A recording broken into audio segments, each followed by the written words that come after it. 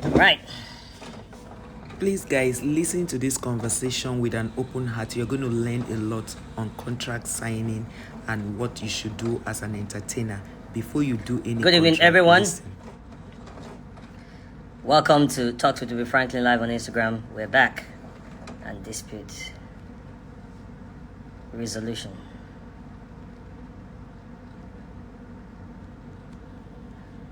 All right, let's go.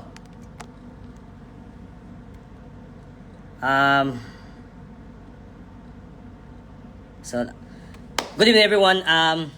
Welcome to Talk to Toby Franklin live on Instagram. We're gonna start, and we're not gonna stop.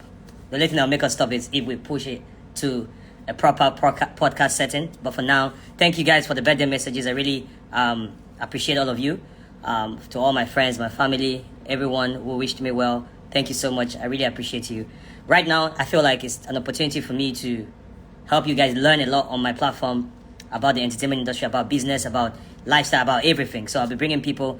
This platform is not for gossip. It's not for hearing what happened to this person and for people to come and, say things that, are harmful to other people. Here we are trying to learn. People are trying to share experiences, and that's it. So I have a guest today. He's an entertainment lawyer. Let me bring him on, and let us start immediately.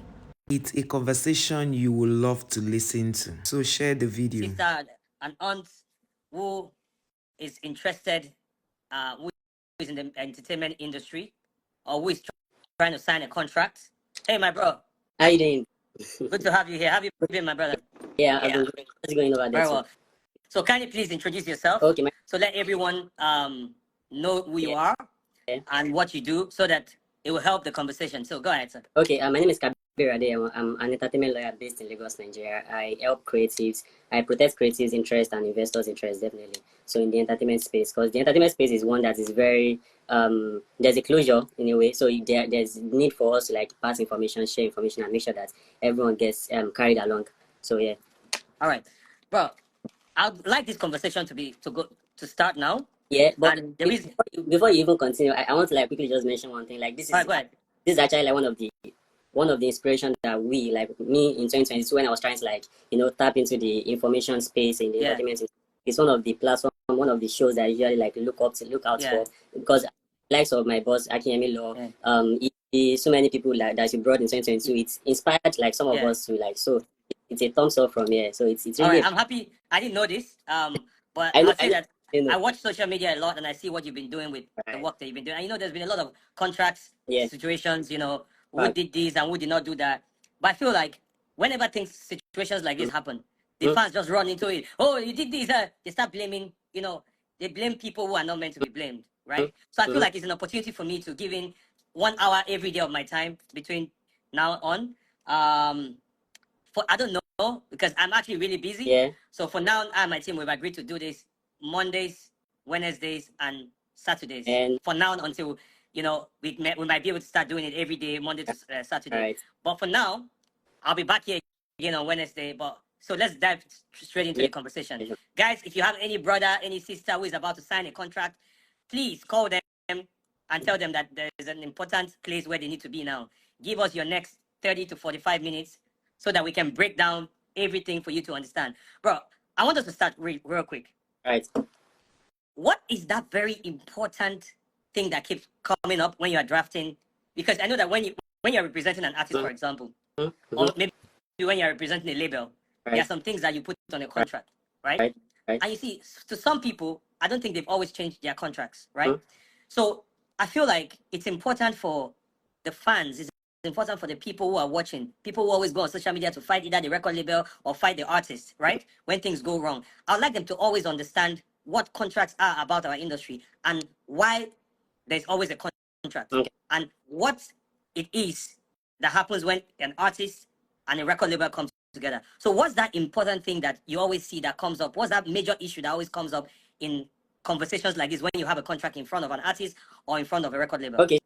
So just like you mentioned, contract is very key to the entertainment industry. Like that is the foundation to if you are trying to like enter any transaction in the entertainment industry, if you are trying to like collaborate with someone, you are trying to work with someone, you definitely need a contract. So one of the is one of the things that I feel like I see whenever I'm trying to like draft a contract is especially when it's between the label and the artist, it's the promotions. Because at the end of the day, if we say that okay, the label is going to like promote, and if the metric of the promotions might not be as much as the artist is expecting, so if that the promotions is not enough, you can come back and say that okay, I want to terminate this contract. So it's usually hard for you to say okay, I want to add radio play, I want to add television show, I want to add say you are going to be playlisting and everything in the contract, especially when I'm trying to represent the label here. So if the label stop not doing them, that's a grant for the artist to come back and say oh, they didn't do enough, even though maybe the label tried their best to do some certain things, which can also be considered as promotions. I don't know if you understand that. Okay, so to your own understanding, let's start with in terms of percentages. What's a favorite contract, a favorable contract to you, your own understanding? You understand? So what's that contract that when you see you can tell your client, whichever divide you are, what's that favorite contract you can say, oh, I feel like this conversation, let's tilt towards the artist, right? So if a record label gives your artist a contract today, and you look at it, what are those first 5 things? Because it's very important. You know, in terms of drafting a contract, there are steps, right? What are those first 5 things that you look out for? I'm going to be looking out for the term of the duration. I'm going to look for the duration of the contract. Okay, duration? Yeah, the duration of the contract. I have to make sure that it doesn't exceed 5 years. Even 5 years is a stretch, but it must be between say 3 years and 5 years. I must look at recording commitments. It has to specifically state the recording commitment. Okay, how many albums are you trying to drop? How many EPs are you going to be dropping within this period of time? And if there's going to be an option period, I have to like also know, is it automatic or it is not automatic?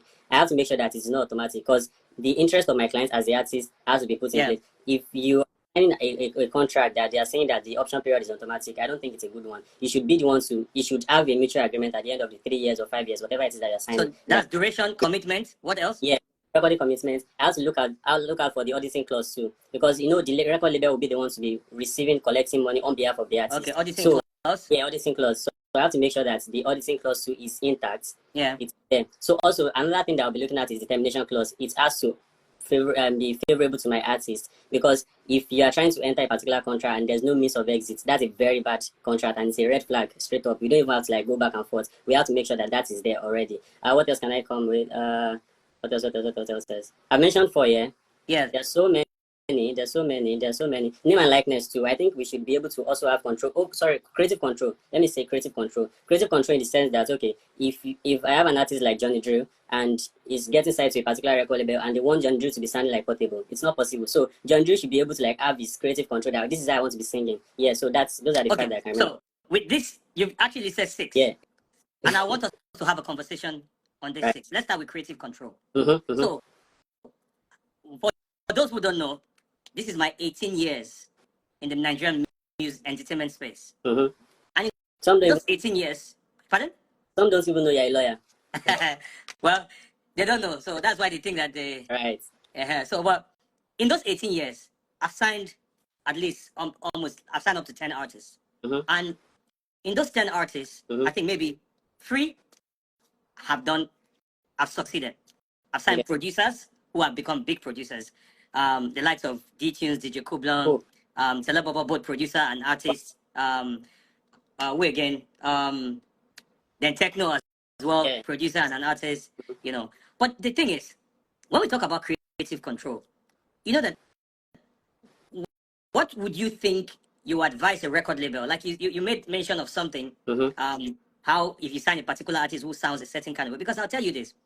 When I started working with AI, I'll tell you my own experience so that because I want this to be a conversation, not just more like an interview. So that when I started working with AI was a totally full-blown R&B artist. Oh, wow.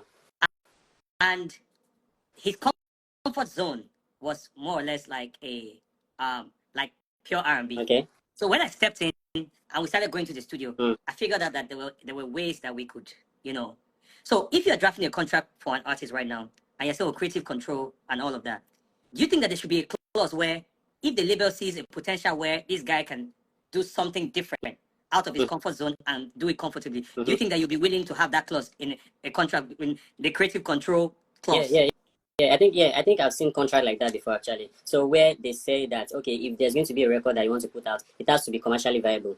And the metric to determine the commercial viability of it is that there's no metric actually. They will just say commercially viable, and that both parties has to agree on the record that they're going to put out. But if where both parties don't agree, one party's decision is going to override the other, and usually there's going to be a clause like that. I'll prefer that my own artist. It's going to be the artist's decision that will override, because when we are talking about creative control, this is some, like, music is something. This is a passion. So if you are trying to sing, if you are trying to push an artist to be something that they don't want to be, it's going to affect mentally, emotionally, and everything. So it might even put them off the grid and everything. So you're saying that in terms of creative control, the clauses need to be aligned that if the label or if the artist decides to change how they sound or how their music and everything, whatever it is, both parties need to agree. If they don't agree, they'll stick to what the original plan was.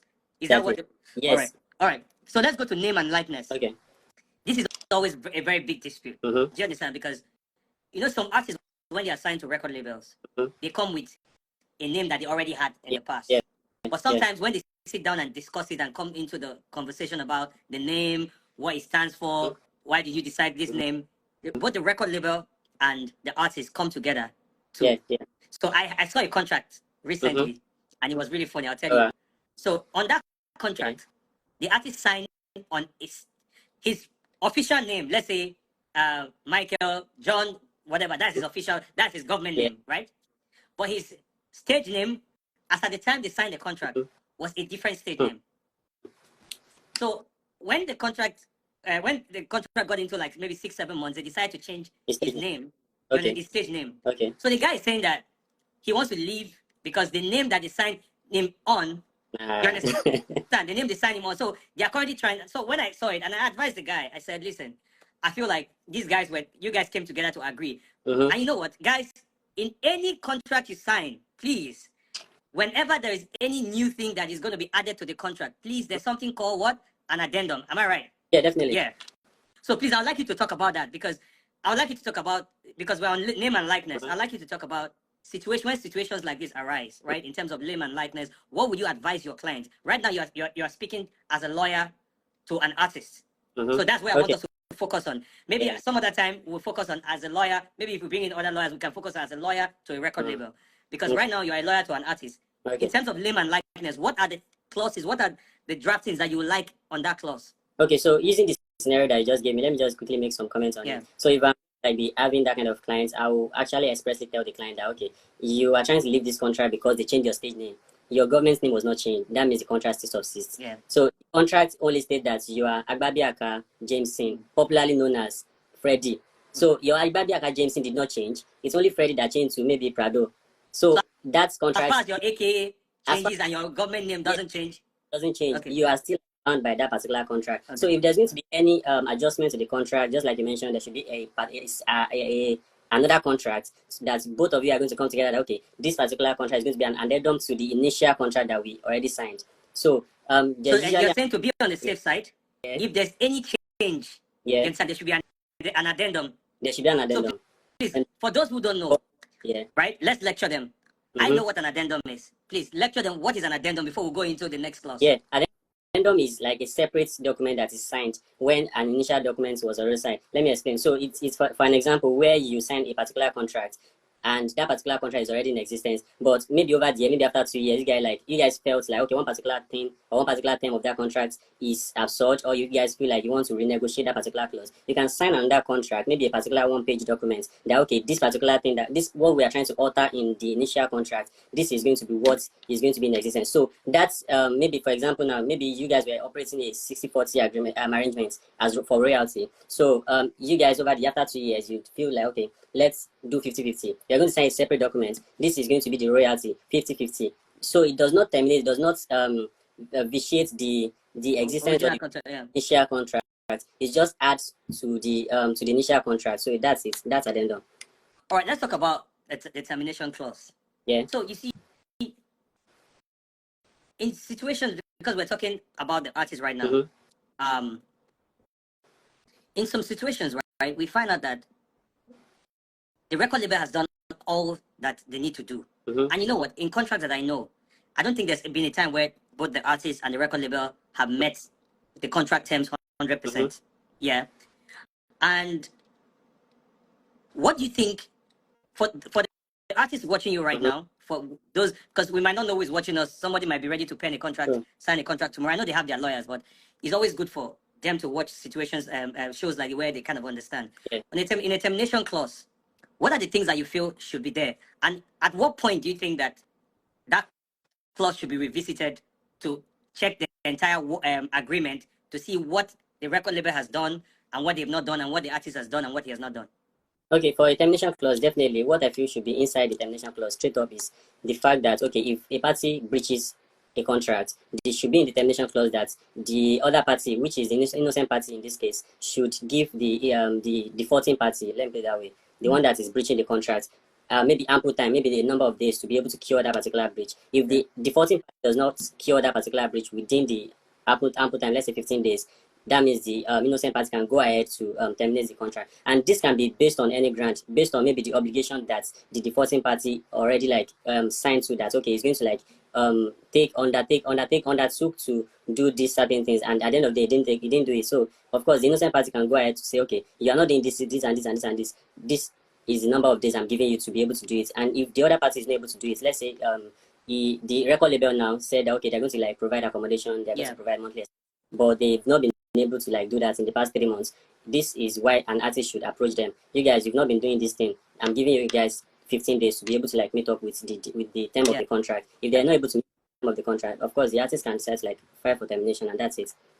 Okay, this particular question I'm about to ask you is a very important question. Very important, because once a lot of artists, once they sign a contract, they abandon their lawyers. Yeah. How often should an artist communicate with their lawyer? Because I've seen situations where, you know, there are artists that when they sign a contract, they had a different lawyer.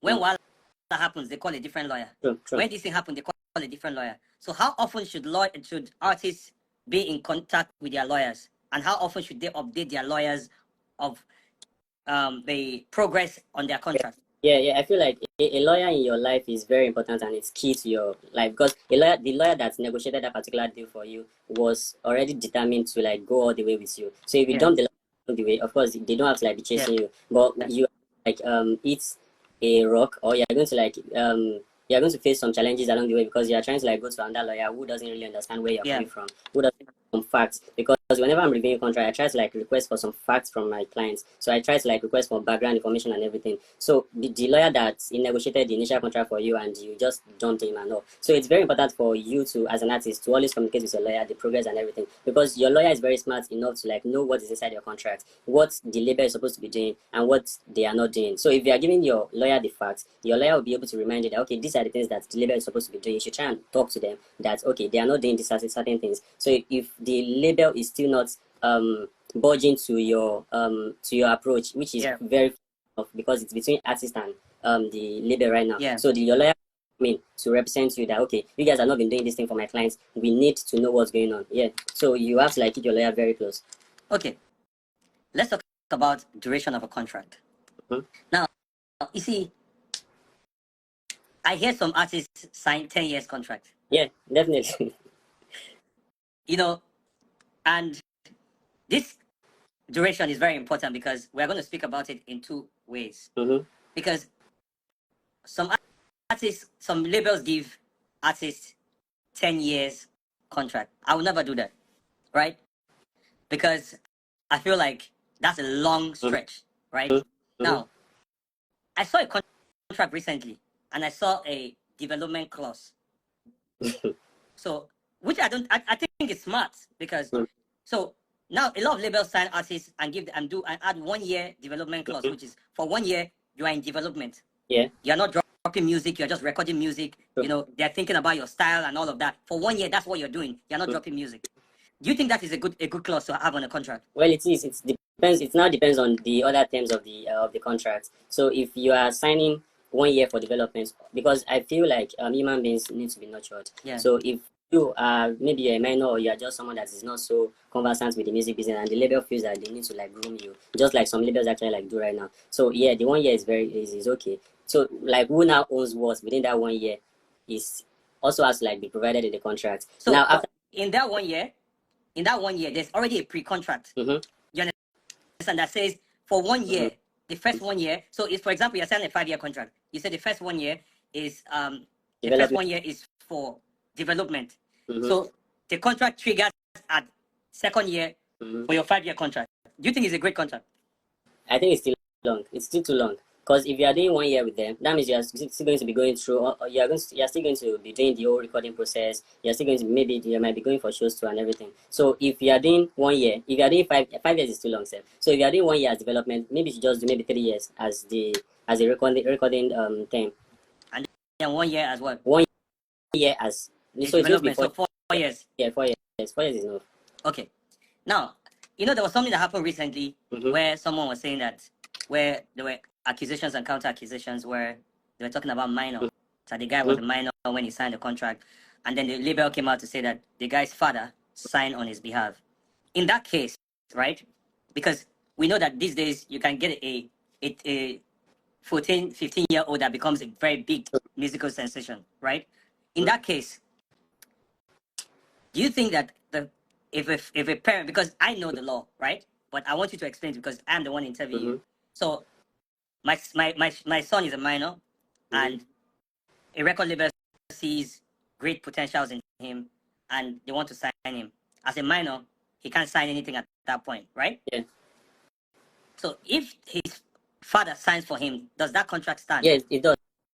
It does. That's standard practice. So as an artist of maybe 7 years old, 15 years old and everything. So if a label is trying to sign a 15 years old, they need to give the artist the consent form. So it is the parent or the guardian of that particular artist that will sign the consent form on behalf of the because it's going to be believed. It's going to be believed in law that the consent form is signed by an adult. So the one that is in charge or in the guardian of that particular minor. So the contract that the artist is signing with the label at the time is going to be binding. Okay. Lawyers are crazy people. You know us. Everything is argumentative actually. Yeah. Depends on so ideas. Now, who is the legal guardian to a minor? Because you see, the thing is, it could be my niece or my nephew, and at some point it can be argued that I was not his legal guardian at the time. So these are things that I want people to, people need to kind of know all of these things that might arise. Because let's say you signed me, I was 19. So I was 15 when you signed me. And then I blew up at 17.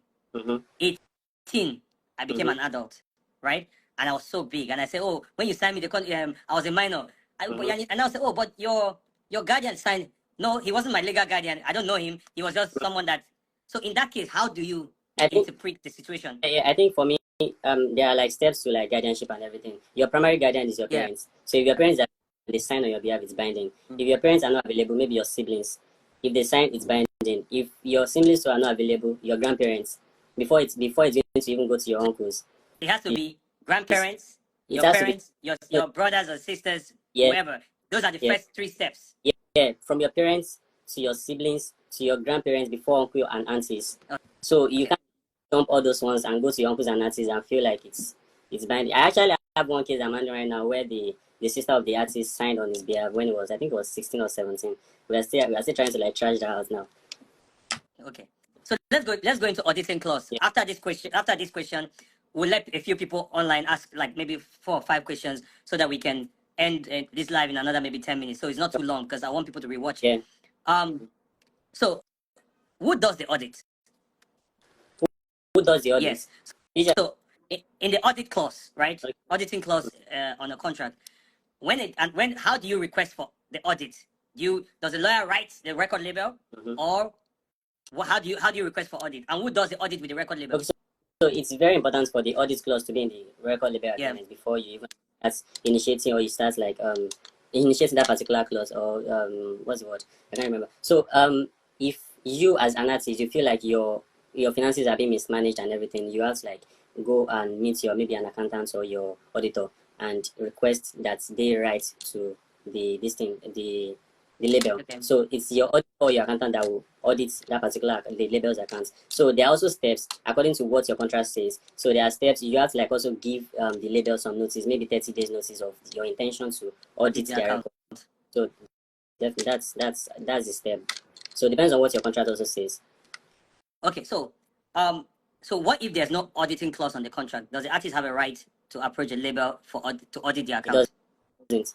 Under the contract, it doesn't. But you can approach a court to mandate him to give him So the right. what interpretation would the court use? Because on the contract, it's obvious that there's no audit clause. Well, I don't think our court system will not rely on contracts alone, especially when it gets to court. So there's a human factor to it. Yeah, so like usually the court is going to interpret the contract as a whole and give a judgment, of course. So the court's ruling on whether there should be an audit or not is going to be drawn from the facts that are presented to the court. So if the fact that are presented to the court is that the label has not been paying as they are supposed to, or they have been shortchanging the artist, so the court might be drawn or might be forced to request that, okay, you guys should bring forward your statement of accounts. So it's very straightforward. Okay, guys, thank you. You guys have been watching us, and I really appreciate you for staying by. I know that in Nigeria, once is a platform where people get information and to learn, you will not see millions of people watching, right? But I know that I'm going to upload this on YouTube. I'll upload it also on my Instagram page for you guys to rewatch. But guys, the lines are open now for you to ask a question. If you want to ask a question, kindly just type the question here and we'll answer it. Right now, is while we wait for those questions to come, in an entire contract, what would you say? So, for example, I want to ask you this: if you're a record label today, right, Okay. and an artist signed to you, let's say artist signed for 5 years. Mm-hmm. End of year 2, the artist became a big artist, and he started making a lot of money. Mm-hmm. And your percentage sharing. That's another question I was going to ask you, right? What do you think is the most comfortable startup percentage sharing ever? Maybe 60-40. 60-40. Maybe 60-40 or 50-50. Depends on how the arrangement, because it's okay for depending on how the level where the artist was at the time he joined the record label.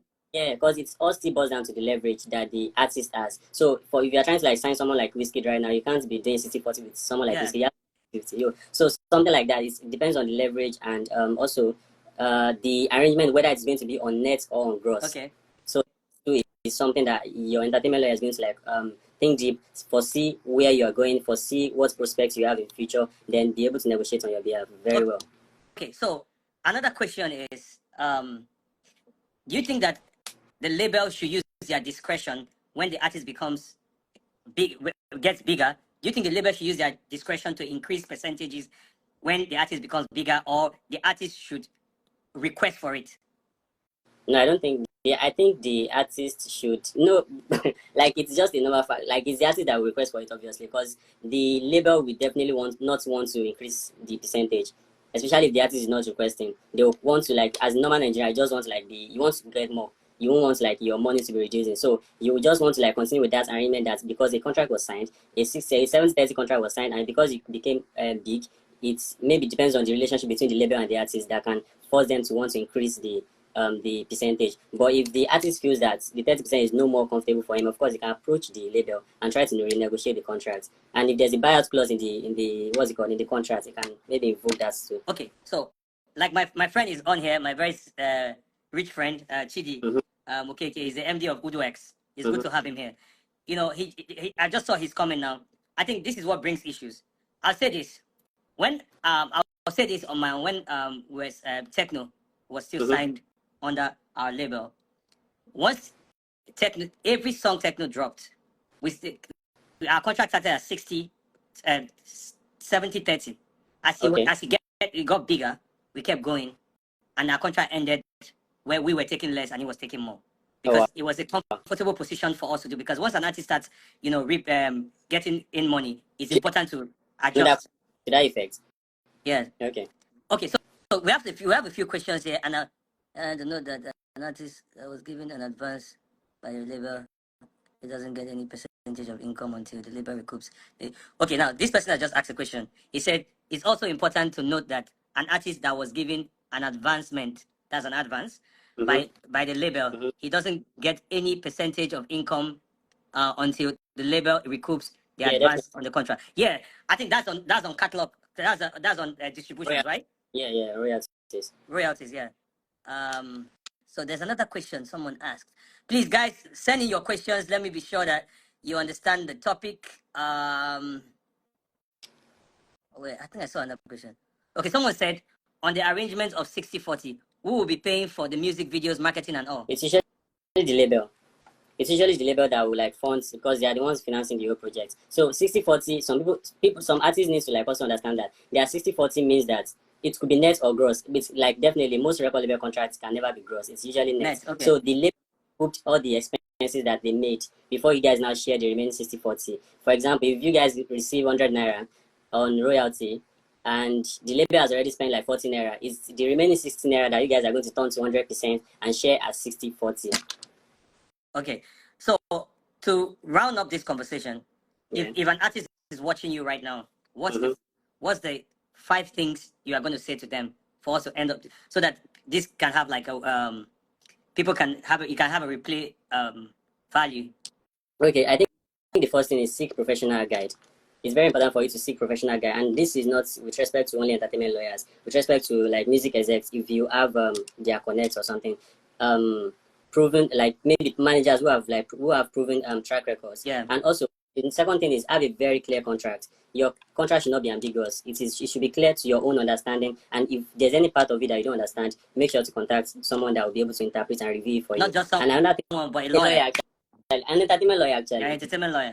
So during your contract or maybe during the time of your contract and everything, make sure to communicate effectively. I've had like series of situations where like artists don't communicate with their labels and they just go out and act rashly because they feel something within them. They should communicate effectively with the label because the label might not even know that they are doing something wrong.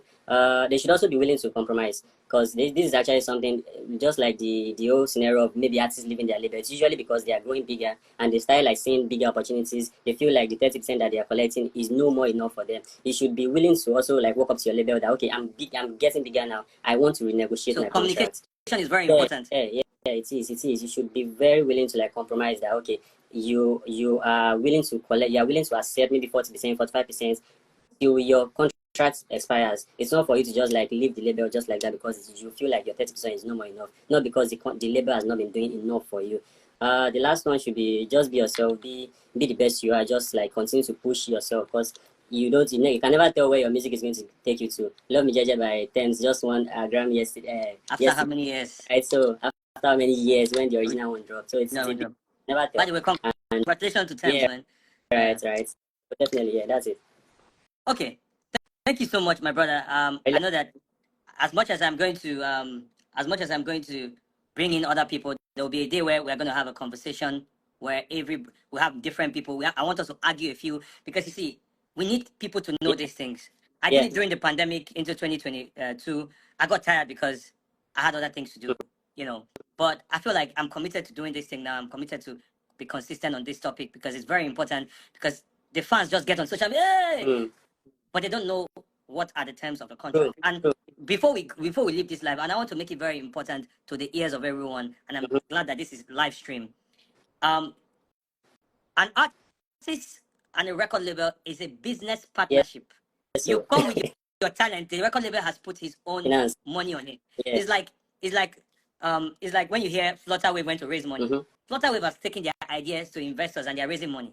Do you understand? It's the same thing as an artist coming with their idea for a label, for an investor to put money. So I feel like artists should stop having this thing where it feels like, oh, the guy wants to eat from me. He's eating from you because he's invested money. Right. So I feel like artists need to start understanding this as a business partnership. And once the terms are clear, we're not saying that after, when you're done with your contract, you cannot either try to renegotiate or try to leave, right? But the most important thing is while your contracts exist, there are very many things that you need to do, especially communication is very important. I think one issue with a lot of artists, a lot of us is communication. We need to be able to communicate,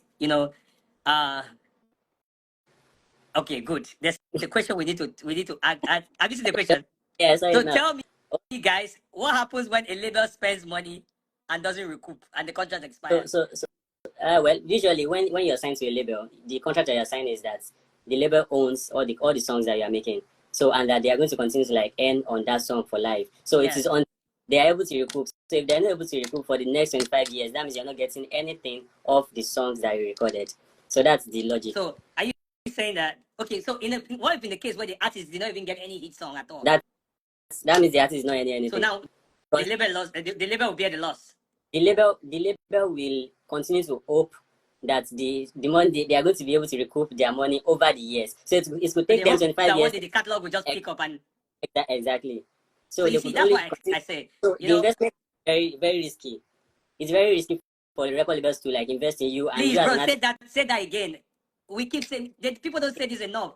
There are more, there are more artists that never made it out, right? Mm-hmm, Never had mm-hmm. a hit than artists have had hits. Hope you True, know that. true. I keep saying this every year. There are a lot of labels that sign artists. They go 3 years, 4 years, 5 years, and then they spend all the money, get you cars, get you all the jewelry, everything, and the artists, they don't do anything. They don't. Right. Nobody books them for shows. Nobody's streaming their music, and they don't make it out there. But in every label, I have friends that have stopped doing this music thing. They don't want to do it anymore because they're tired. They always tell me that, bro, we don't understand why you're still suffering yourself doing that. Mm-hmm. But I feel like for some of us, it's passion, right? Yeah, yeah, Because yeah. in this case where a label spends money on you, so there's some, I'm not going to mention his name. He didn't blow for 3.5 years. No, he didn't blow for 4 years. Mm-hmm. And the last year of his contract, he blew. Nice. And when they told him to renew the contract, he said he's not going to renew the contract, and he left. Yeah, it's contracts now. That thing, It's, every day the label they keep. it's you paying the investor, but that's the contract. You can leave after the 4 years. And you know what? But For them, how come labels don't always leave? They wait until they keep believing that something will happen tomorrow. well, because maybe their investments, because they advance, and sometimes because they just feel like they have nothing to lose. They have nothing to lose when they hold on to those songs. So when they hold on to all those songs, they continue to hope that they will reap the benefits of their maybe hard labor in the early years of the recording, maybe the first year. So one tricky question, guys, please. This question, you guys need to listen to it. One tricky question before we go. What if an artist recorded a song with label A and his contract expired? He never got a hit at all, and he moves to label B, right? And immediately he moved to label B. That song he recorded with label A became a hit with label B. Who gets the money from that? No, it's usually the contract that they sign. So if you already signed a contract with label A, or the A that all the songs that he's making with label A is owned by label A. So label A is the one that will continue to make the money. So you're saying that, okay, what about in the case where label B, right? Guys, don't forget, this is the question. Artist A signed with label A, and when his contract expired, he left with a song that was paid for by label A. He left with that song to label B, and then when he got to label B, that was his first song, and it became a hit. Who recoups the money? Because in this case, label B had spent money on that particular song. Are you sure? I don't think it can happen because it's going to trust me. It happens. It happens. This is So, it happens. Well, definitely, if he has already terminated his contract with label A, Okay. and he has had his songs or his catalog from label A, and he has already moved on to another label, which is label B, that means label B going to if he has already moved his catalog. And when label A was the one that paid for the production and everything for the song, Anything that made label A to release that particular song to him, it means that they've already like had an arrangement. But it's usually called in cases when contracts expire, nobody talks about anything, they just go. So are you saying that because I want people to learn here, so are you saying that if an artist signs a record contract, right, with label A, label A should make sure that every song they paid for, if it's being released by the artist, when the artist has left the label, they'll still recoup from it? Is that what you're saying? Still recoup from it because like the contract that the artist signed with label A is that the label A is going to be the owner of all the songs that they paid for.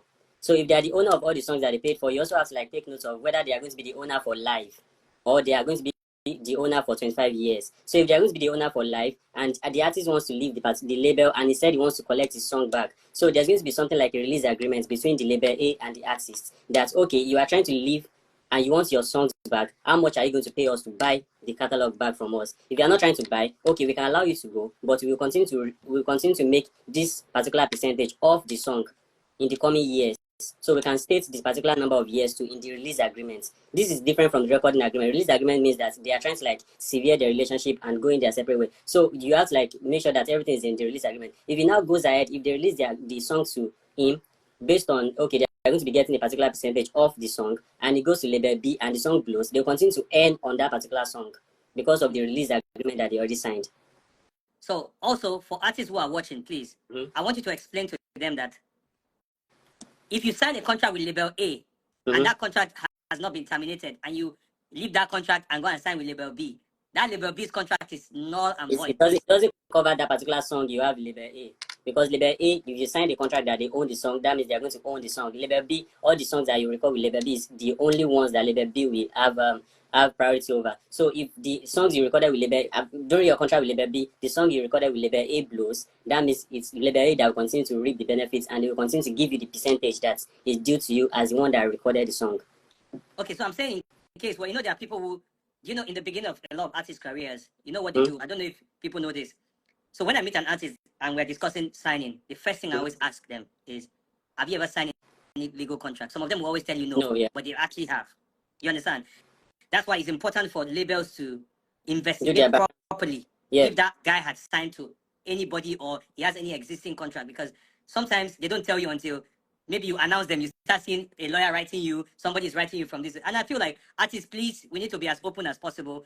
Whoever is going to sign you, talk to them properly, open up your heart to them, and definitely. A person that likes you already to want to sign you will try to settle whatever contract disputes that you have, or maybe wherever you're coming from, or he can find a way to be partners with the other record labels to make it work. Bro, thank you so much for thank you so much for coming on this live. I really appreciate you. Thanks and so I hope much. a lot of people have learned something, and that's what this platform is about. I don't need 1 million people who come for gossip. I need 100 people who can learn something and pass it on to others. For us, this is free education. You're not paying any fee to log on to Instagram Live. Just have your data. Come on Tuesday, on Wednesday, we're going to be back here again. We'll have a few people who will come and speak to us, bro. I want to say thank you so much, and I hope to bring you on this platform again in the future for us to continue our conversation. Thank you so much. Thank you. Thank you. Thank you, guys, and good night.